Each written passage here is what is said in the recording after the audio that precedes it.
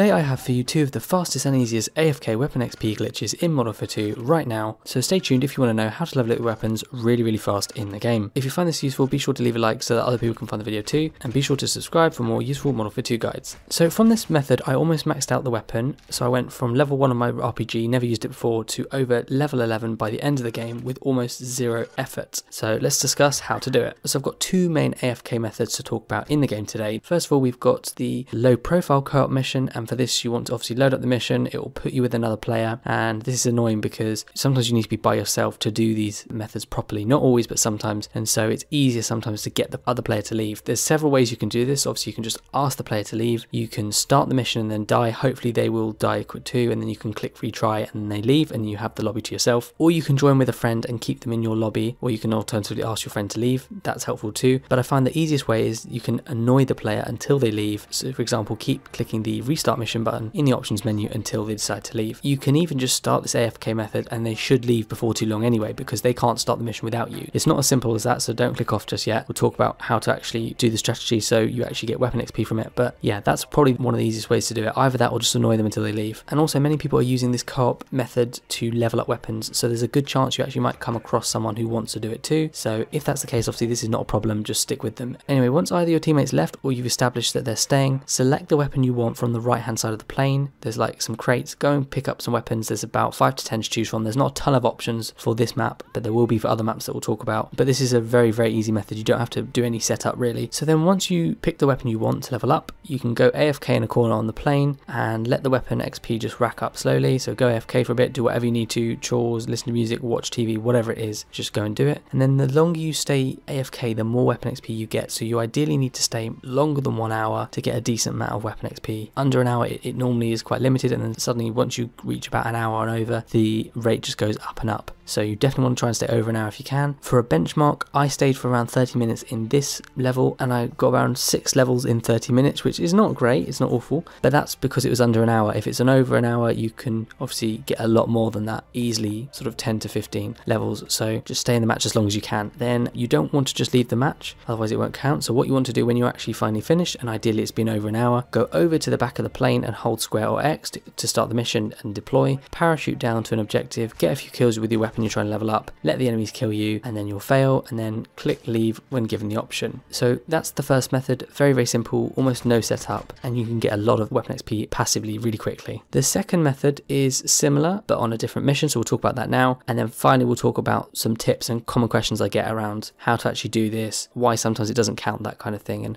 how to actually do it effectively. So the second method, you want to load up the Defender Mount Zaya mission. A lot of people will probably know about this, but basically what you want to do, load up the mission, it'll put you in with another player. Again, this is a problem because you want to be on your own ideally, because if there's someone else who is going AFK or something, then that can mess things up if you're not able to leave the match when you want to or finish when you want to, and then sometimes you will not get any weapon XP from that. So you want to ideally be in a solo lobby, but obviously you'll get put with another player. So again, the same options as before to kind of get the player to leave, ask them to leave, start the mission and die, and hopefully then they'll die too and click retry, join with a friend and ask them to leave, or annoy the player until they leave by keep clicking the restart mission in the options menu. And like I said, there's many people that are using co-op to level up weapons, so there's a good chance you might come across one who wants to do it too. Just make sure you're able to communicate with them and they're able to know when you leave, because otherwise if you're left waiting around, it's not very helpful. So once your teammate has left or you've established that they're staying, select the weapon you want from the wall in front of you where you spawn. There's loads of weapons to choose from: snipers, pistols, launchers, shotguns, battle rifles, that kind of thing. There's lots of weapons that are really annoying to level up, and therefore it's really easy to, and probably better to do it in this map. That's why I prefer this method over the first one. So what we want to do is we want to choose a good spot to go AFK. So for example, once you've got your weapon, turn left from that weapon wall, walk over to the zip line